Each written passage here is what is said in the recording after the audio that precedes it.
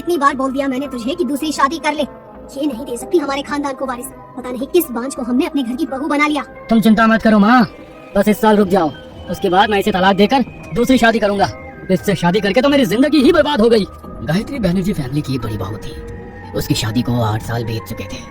हर इलाज करने के बाद भी उसे कोई संतान नहीं हुई और इसी वजह से कभी सास के ताने तो कभी पति की खरी खोटी बातें सुनकर उसका जीवन तो मानो अंदर ही अंदर खत्म हो गया था। एक बच्चे को जन्म ना दे पाने का इल्जाम सब उस पर हावी ही करते जा रहे थे और अब तो उसके पति ने शराब पीकर उसे मारना पीटना भी शुरू कर दिया था। बाज कहीं की, मेरी जिंदगी बर्बाद कर दी तूने। आज तो मैं तुझे जिंदा नहीं छोड़ूंगा, मार डालूंगा तुझे। ये क्या कर रहे हो आप?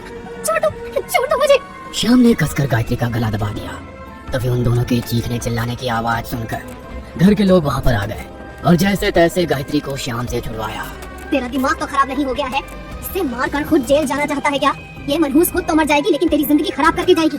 गायत्री की सास ने उसके बाल पकड़कर उसे जोर से धक्का दे दिया और फिर से वही ताने देकर उसे कमरे में बंद करके चली गई। अब यही जिंदगी चल रही थी गायत्री की।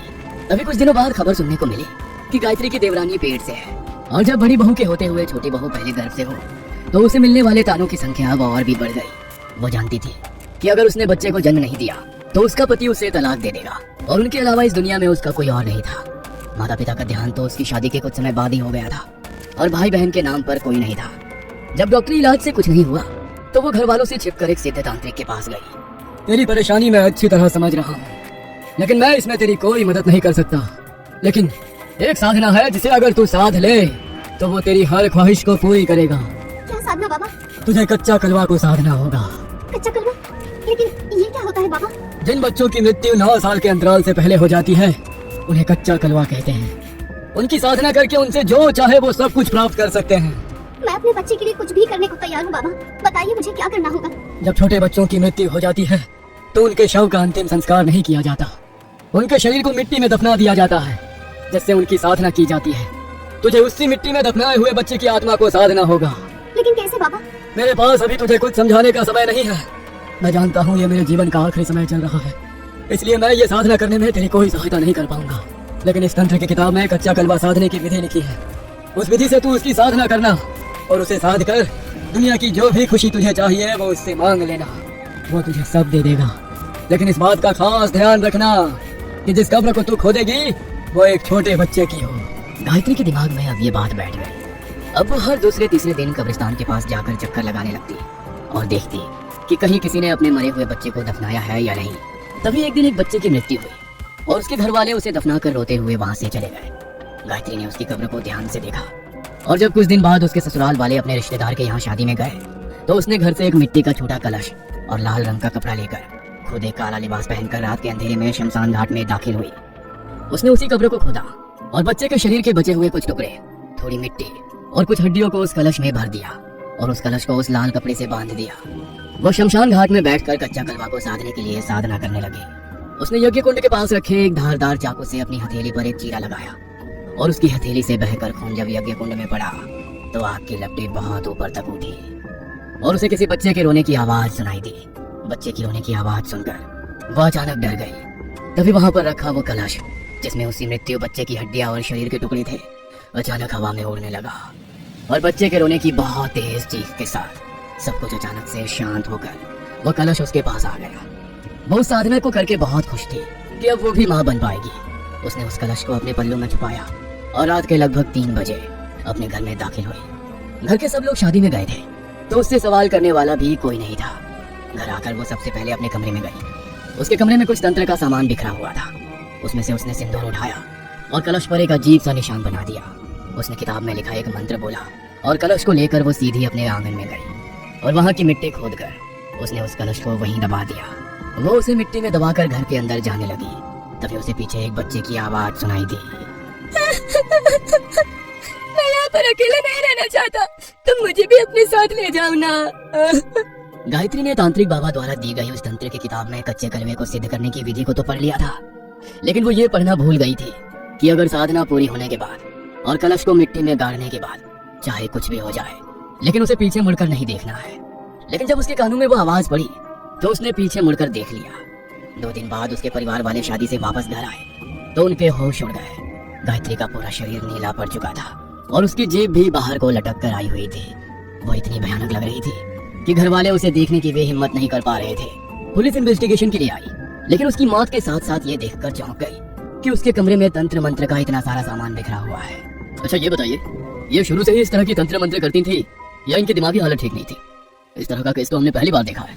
इनकी हालत देखकर हमें कुछ सामान्य नहीं लग रहा। हमने बहुत बार समझाने की कोशिश की थी इंस्पेक्टर साहब, लेकिन इसने हमारी बात कभी नहीं मानी। पता नहीं हर समय बस इस काले जादू में ही लगी रहती थी। इसी ने इसकी जान ली है।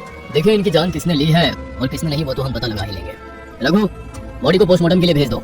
पोस्टमार्टम रिपोर्ट आई तो उसमें पता चला कि अचानक दौरा पड़ने के कारण गायत्री की मौत हो गई। लेकिन जैसी उसकी हालत थी, उसे देखकर इस बात का कोई भी यकीन नहीं कर पा रहा था।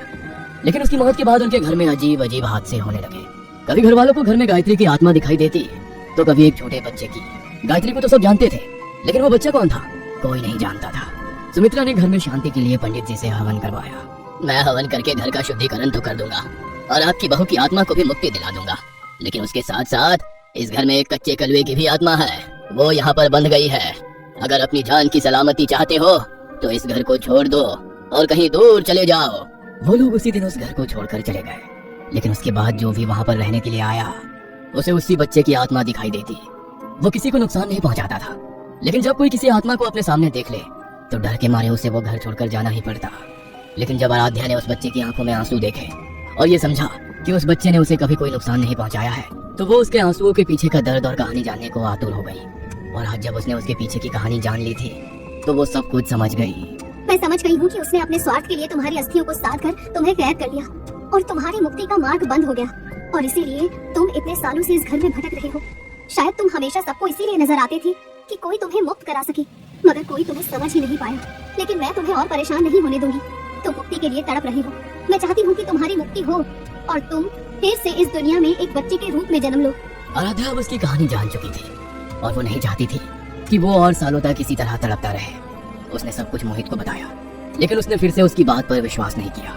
तो वो सीधे मंदिर के बड़े पुजारी जी के पास गई। जिन बच्चों की आत्माओं को कच्चा कलवा साधना करके कैद कर लिया जाता है, उनकी मुक्ति इतनी आसानी से नहीं होती बेटी। उसकी मुक्ति के लिए 21 ब्राह्मणों को एक साथ घर में बैठकर यज्ञ करना होगा, तभी उसकी मुक्ति हो पाएगी। उसकी मुक्ति का जो भी मार्ग है आप कीजिए पुजारी जी। आराध्या ने घर पर पूजा रखी। पहले तो मोहित इस बात पर बहुत गुस्सा हुआ, लेकिन जब उसने यज्ञ होते देखा और अपनी आंखों के सामने उस बच्चे की आत्मा को मुक्त होते हुए देखा, तो उसे आराध्या की सारी बातें समझ आ गई। ब्राह्मणों ने आंगन में गड़े उस कलश को निकालकर उसे यज्ञ कुंड में प्रवाहित कर दिया। पूरे 21 ब्राह्मणों के कई घंटे तक किए गए यज्ञ के बाद उस बच्चे की आत्मा मुक्त हो गई। लेकिन जब वो मुक्त हो रहा था, तब उसने अपनी आंखों में आंसू भरकर आराध्या को देखते हुए एक बात कही। माँ, तुमने मुझे बहुत प्यार दिया। मैं तुमसे वादा करता हूँ, मुक्त होकर मैं तुम्हारे पास वापस जरूर लौटूंगा। आराध्या की आंखों में भी आंसू आ गए और वो एक रोशनी बनकर आकाश में कहीं ओझल हो गया। डॉक्टर ने तो ये कह दिया था कि आराध्या कभी मां नहीं बन सकती, लेकिन जिस दिन वो बच्चा मुक्त हुआ था, उसके ठीक 9 महीने बाद आराध्या ने अपने बेटे को जन्म दिया। वो समझ गई थी कि वही बच्चा लौटकर उसके पास आया है। उसके दुलार के लिए तरसता वो बच्चा अब उसकी गोद में खेलकर खिलखिला रहा था।